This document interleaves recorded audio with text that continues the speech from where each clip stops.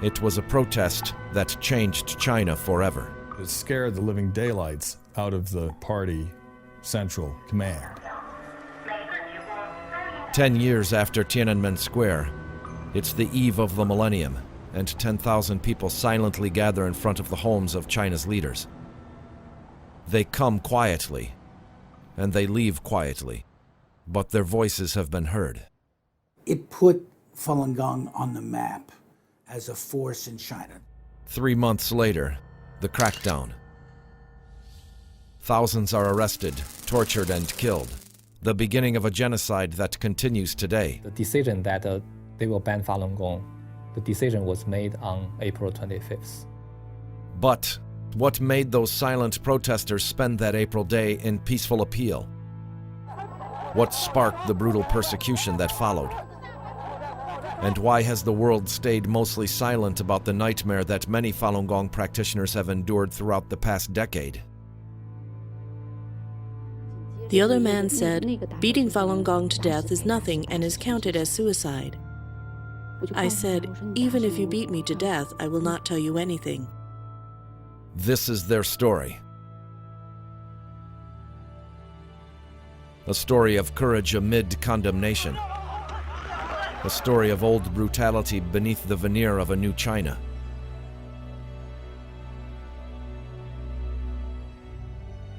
The story of Falun Gong.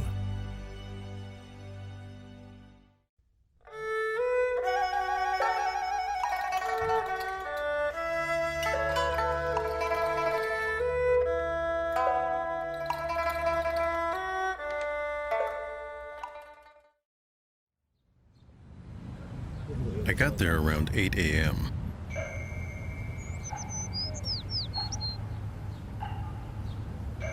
Shi Caidong now lives in New York and can be seen practicing Falun Gong on weekends at Manhattan's Madison Square Park. But on April 25, 1999, he was a Chinese citizen who had a chance to meet the country's second most powerful person. There were already a lot of people. A lot of practitioners had already arrived. From their attire, it looked like they were from the rural areas around Beijing. They had come for one reason: to appeal for Falun Gong at the National Appeals Office in Beijing. China's network of appeals offices predates both Communist Party rule and the Chinese courts. It was traditionally a last resort for Chinese citizens who experienced some form of injustice. Shi says he decided to appeal after hearing that practitioners had been arrested in the neighboring city of Tianjin. After I found out, I thought that we needed to appeal to government departments about the situation.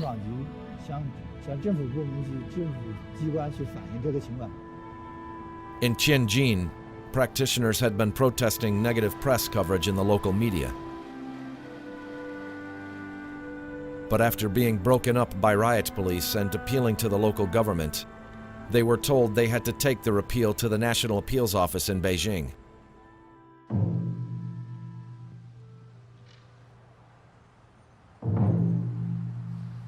But taking the appeal to Beijing raised the stakes. Across from the National Appeals Office is the central leadership compound of Zhongnanhai, the most sensitive place in China. Surrounded by walls and armed guards, it houses the homes and offices of China's leaders. And as thousands of practitioners came looking for the appeals office, police directed them to spread out around the compound perimeter. But then, something unexpected. I think I passed the West Gate, a big gate, and some people applauded. I guess they saw something and started clapping.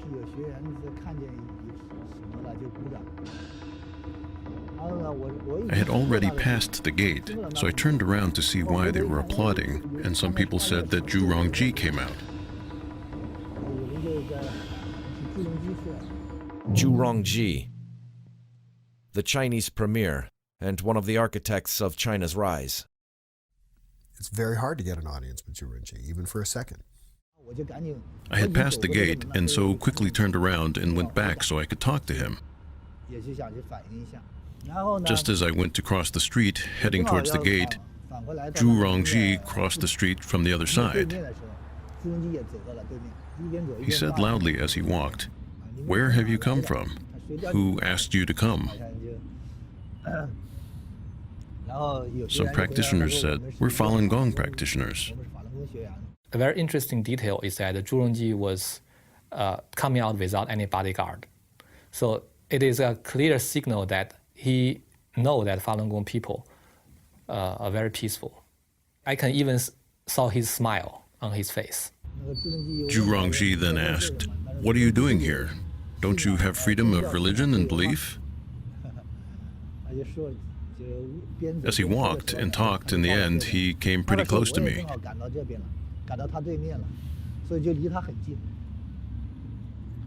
He said, "If you have any problems, find representatives and I'll talk with them."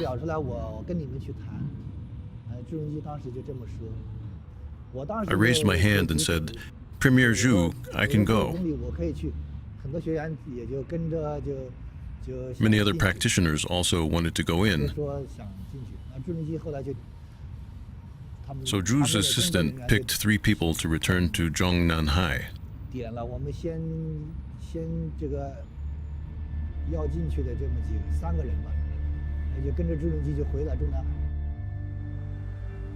Unless it's those ruling the country, only a handful of people ever enter Zhongnanhai. Access is limited to China's political elite and the occasional foreign dignitary. When Zhu led us to Zhongnanhai, while he was walking, he asked, "Haven't I already ruled on the materials you sent in for appeal?" We were really confused when we heard this, because we didn't know that the premier had made any decisions regarding our practice.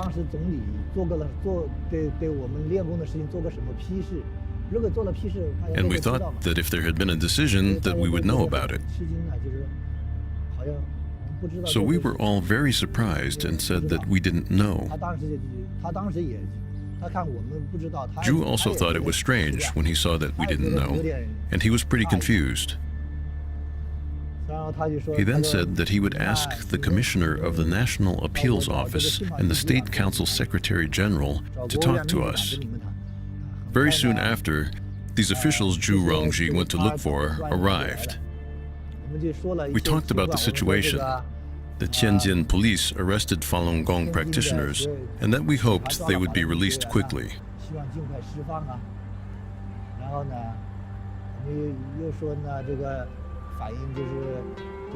We also said that many practice sites were being harassed by local authorities, and that they had stopped us from practicing, and that we hoped we could have a legal and just place to practice. And I said that we hoped that Zhuan Falun could be legally published. These were the 3 main requests we had. They had made their appeal, but Zhu Rongji wasn't the only one who witnessed it. Zhu Rongji came out, if I remember correctly, that was like 10 a.m. But then in the afternoon, suddenly, the atmosphere, you can feel the stress because a lot of armed police suddenly ran out of Zhongnanhai and stood in front of us, about 2 meters, in between the armed police. They just line up in front of us. They look very serious. And then I had a feeling that Jiang Zemin was going to come out. Jiang Zemin, the president and general secretary of the Chinese Communist Party. The only person more powerful than Zhu Rongji, and the only one who could disagree with him. I saw 2 vehicles came out of Zhongnanhai. The speed was very high. George asked that we not give his Chinese name to protect his family in China. The windows were tinted. You can't see inside, but the passenger can see out. The police then added another line of guards, from 1 to 2 lines of police. I saw that the situation was very tense, but we didn't feel at all scared. Why? Because we felt that we were right and just. I thought I hadn't done anything wrong. And then they just drive away. It didn't come back. And then people say Jiang Zemin was in the car.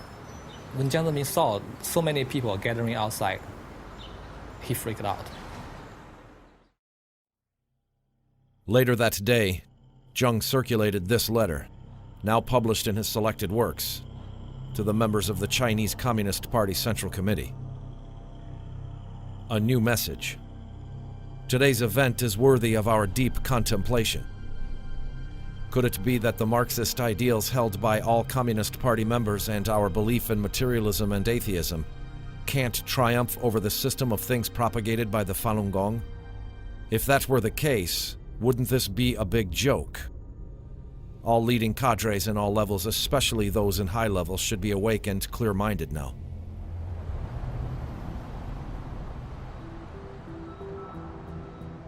But it wasn't clear to those at the scene who was in the car as it drove off.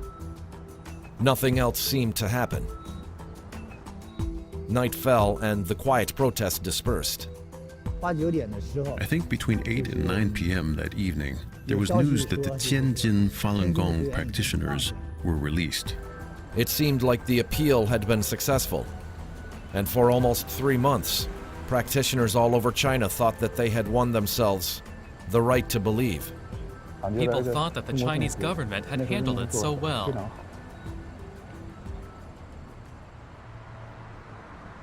But beneath the surface, Jiang Zemin was getting ready to launch a nationwide ban on Falun Gong. A ban that would cost the country huge amounts of money and destroy the lives of tens of millions of Chinese people.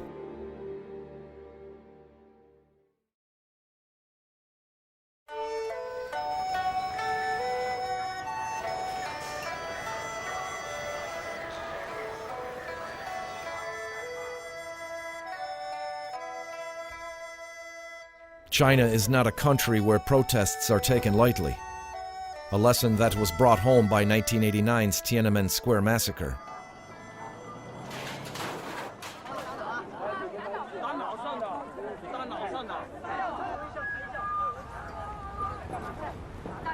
But China seemed to have changed a lot in the 10 years since.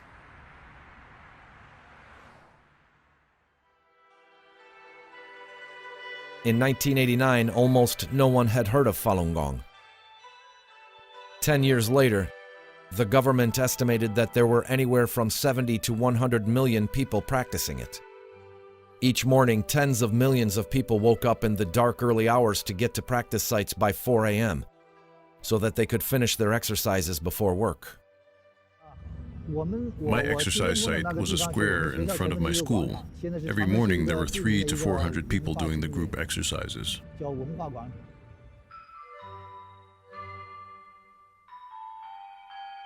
Falun Gong is a practice of 5 relatively simple Qigong exercises.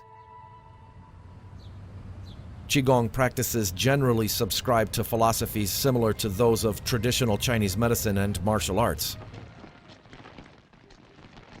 But Falun Gong differentiated itself from other Qigong schools by emphasizing the moral principles of truth, compassion, and tolerance. I thought it was interesting and that their movements were very graceful, so I walked up to have a closer look. I saw a sign next to them explaining Falun Gong. After I read it, a person next to me began explaining what it was. It was a time when such scenes were occurring all over China. The Cultural Revolution that began in the 60s had seen chaos, bloodshed, and the loss of countless cultural traditions. The openness and reform policies of the 80s opened China to foreign investment and trade.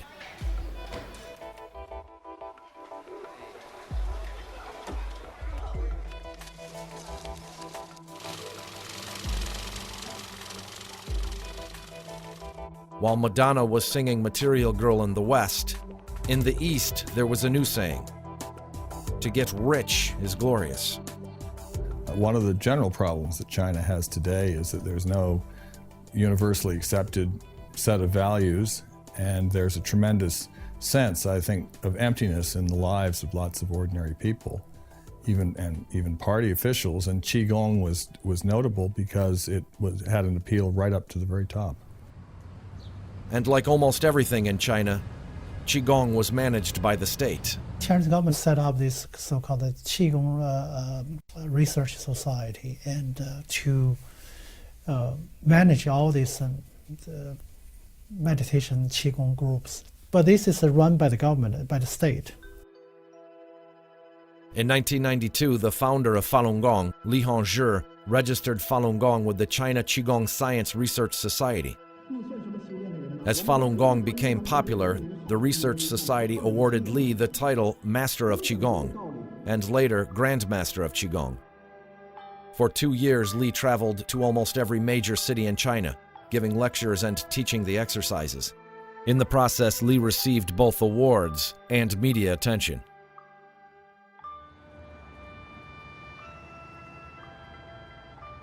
Meanwhile, however, tensions were building between Falun Gong and the Research Society.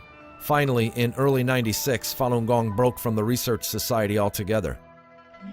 In Singapore in 1998, Li spoke to practitioners about the decision.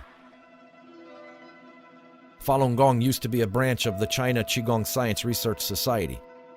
We discovered, however, that the Qigong Science Research Society didn't conduct any scientific research, nor did it study Qigong practices or try to understand Qigong itself. It was only making money. It used Qigong practices to make money. So in March of 1996, we withdrew from it. They attacked us after our withdrawal, but we paid no attention to their attacks and ignored them. But leaving the society left Falun Gong at odds with the state. Because in China, it's still a very tightly run society. It's a one-party system. And without the state support, it's very difficult to survive.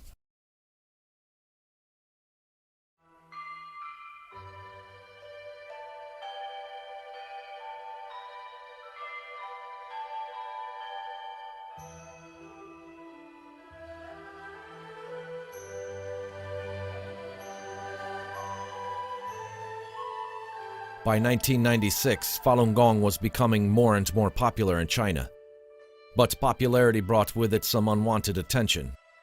The first day when Falun Gong appeared, when it was not in this scale of practicing, the government was kind of happy. But when Falun Gong spread very fast, the government became alerted. They know that people are hungry and they need something.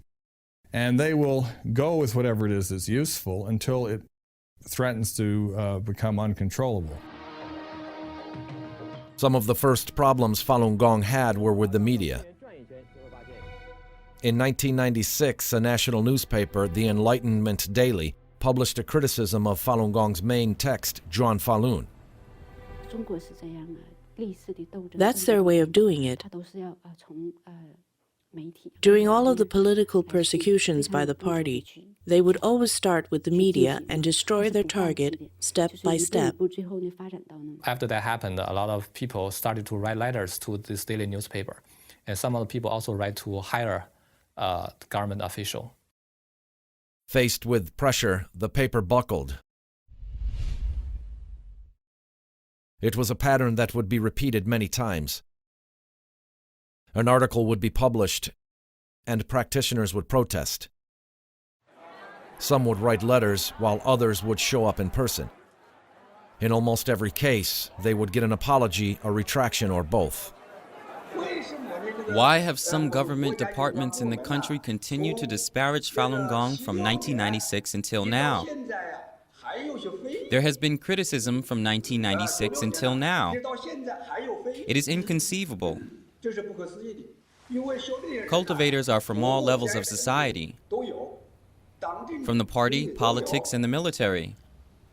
Some have been educated by the party for several decades and have a deep feeling for the party. Later that year, the government banned all Falun Gong books from further publication.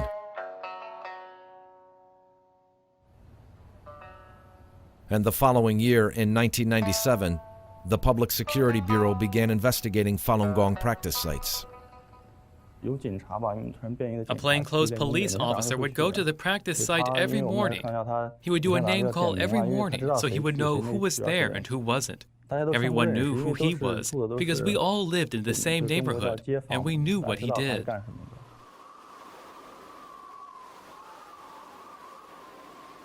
The main goal of the investigation was to collect evidence that Falun Gong was a religion. China only recognizes 5 religions, so calling Falun Gong a religion would be a legal reason to ban it. But the investigation failed. A religion for China had to have a building, ceremonies, and a tangible organizational structure. Qigong practices typically had none of those. Falun Gong had a loose network of volunteers who taught the exercises in parks, but that's it. We called them assistants. They were volunteer coordinators at the practice sites. There was no so-called leadership. In 1998, the Public Security Bureau was again investigating Falun Gong, and practitioners around the country reported harassment and raids on their practice sites and homes. But the tipping point didn't come for another year. On April 11, 1999, a youth journal of the Tianjin College of Education published an article titled, "Why Young People Should Not Practice Qigong." But this time, when practitioners came to appeal, the Public Security Bureau told the paper not to back down. After we spoke to an official from the paper and explained the situation, the official acknowledged that they had made a mistake, that they hadn't understood the situation clearly and they could rectify it. But after one day of sleep, on the next day, he came out and said they actually hadn't done anything wrong. After 11 days of stalemate, the Public Security Bureau dispatched riot police and broke up the protest by force. Many people were beaten, and about 45 were arrested. As a response, practitioners appealed to the city and provincial governments, but they were told it was out of their hands, and they had to take their appeals to Beijing. News of the incident quickly spread around because Beijing was close to Tianjin, and Falun Gong practitioners nearby found out about this very quickly. In the morning, I went to the practice site. A fellow practitioner told me what happened in Tianjin.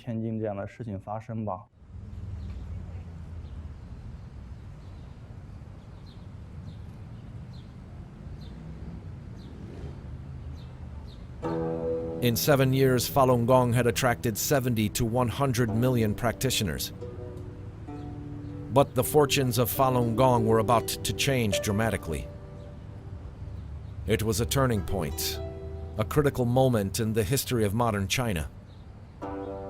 For Falun Gong, it was their last chance to stop the investigations and harassment, and to lift the ban of the books. By the evening, some practitioners came out and said that everything had been explained. They said everyone should go home. The protest attracted a lot of attention, but it didn't put a dent in Falun Gong's popularity in China.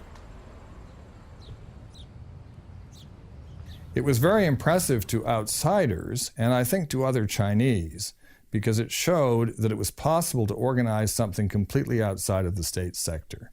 That it's now possible to have organizations that are completely autonomous. They don't depend on state subsidies. They don't depend on state tolerance. They just operate on their own, the way a normal private organization operates in most countries. That's something new for China. And later on, after April 25th, in fact, the Chinese press also publicly saying that there's no policy against Falun Gong, and people have the right for freedom of meditation and practice. But in reality, time was running out, and the persecution was getting closer and closer. But all these things changed on July 20th, 1999.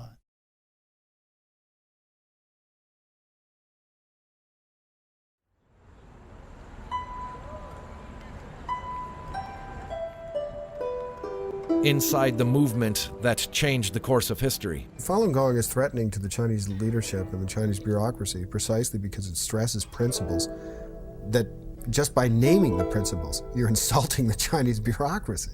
Particularly truth, and that's the one that has the most power.